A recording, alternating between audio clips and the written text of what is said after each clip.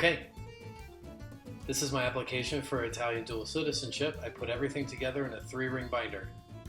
I've got the most important thing here, which is the envelope and contents from the U.S. Citizenship and Immigration Services. That's supposed to stay in the envelope and untouched, so I just kind of left that alone. Then I've got my index, where I have all the family members, all in sections. I have the consulate documents in a section. Application identification, that's me, and each person has colored tag. I have my consulate paperwork all notarized, my application notarized.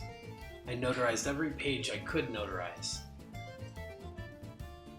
This was a living ancestor, deceased ancestor, and this is the checklist I got off their website telling me all of the information I needed and all the documents I needed to get. Then I have my information, some proof of residency, and this is my great-grandfather's birth certificate from Sant'Arsenio. This is the Estratto dell'atto di nascita, and the envelope that came with. I'm big on sending envelopes. And this is the certificate of death. And then this was a letter from the USCIS saying that they found his information and they were sending it on the way. I got clear copies of the documents that are in the USCIS envelope because they're pretty shoddy. They are legible and typed, but I got better copies from Lawrence County Courthouse that are handwritten and much clearer. I included that with the only kind of certification they can do, which is called a triple seal. And the envelope it came in. This is the actual copy of the Atti da Nascita from Sant'Arsenio from their books. There you go.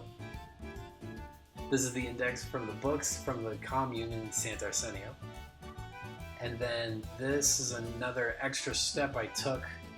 I contacted the Diocese of Pittsburgh. I figured coming from Italy, they'd be used to going to their Duomo and they'd find one in Newcastle, which I got lucky. There's St. Vitus down the street from where they used to live, and I got information on my great-grandfather, on his marriage and his death. And this is from Ancestry.com. This was just a piece of the puzzle, a registration card for American Armed Services saying that he was born in Sant'Arsenio and his date of birth. This is a clear copy of the Certificate of Naturalization. This was not required, but I found it, so I added that. These are more copies of the handwritten Petition of Naturalization, Declaration of Intention, and I believe the Oath of Allegiance that came with the triple seal thing.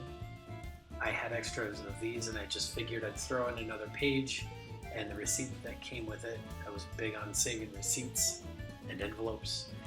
And this is 1920 and 1930 census paperwork, just more evidence.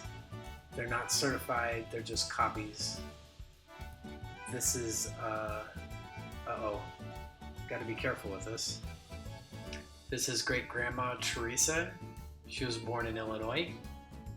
This is a apostille copy, and the receipts, and the translation for her birth certificate and her death certificate. And this is their marriage information. It's a apostille copy, the envelope it came in, and the receipt. And then this is the Italian translation. And then this is Grandpa's birth certificate, certified apostille, Pennsylvania, and the translation, certificate of death. This is another request from the Diocese of Pittsburgh. They had the baptism information for Josephum Barfuldum Giordano, parents Arsenio Giordano and Rosino Borio. They use Latin, including Latin forms. Pretty neat. Neat stuff. And the receipt for that. I have a name discrepancy on Grandpa's birth certificate, and I contacted a lawyer, and they told me there's no legal mechanism in Pennsylvania for correcting the name of a birth certificate following the death of the person who is the subject of the birth certificate. But he has all kinds of other stuff saying that he's who he says he is. This is Grandma Camillus, apostilled and certified copy of birth certificate, Italian translation, death certificate. And then their marriage information, and they were married in Nevada. So I had to get the license and the certificate. This is the apostilled copy of the license. There's the license and the translation for the license. This is the marriage certificate and apostille, and this is the Italian translation. All of the envelopes and receipts that came with them. And now we're on to my father. This is my father's birth certificate, apostilled, certified, and this is the Italian translation, and he is still living. And this is my mother's apostilled, certified birth certificate, and the Italian translation, and the receipts for all the stuff from Vegas. And then this is their marriage license, and they were also married in Las Vegas. So here's the marriage license and the Italian translation. And then this is the certificate. And as you can see in Nevada, their apostilles are like, they have the pages and they're like that, and they staple them together, so they're wider than regular pages. So I hope that's okay. Hope that's okay.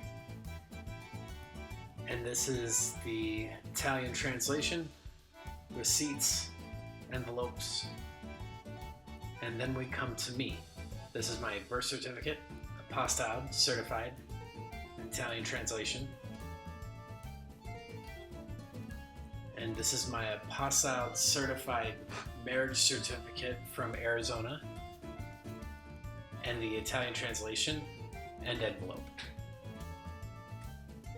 So my idea, seeing that I'm never going to see this again, and it makes me sad because it was so much work. So what I did is I made myself a duplicate.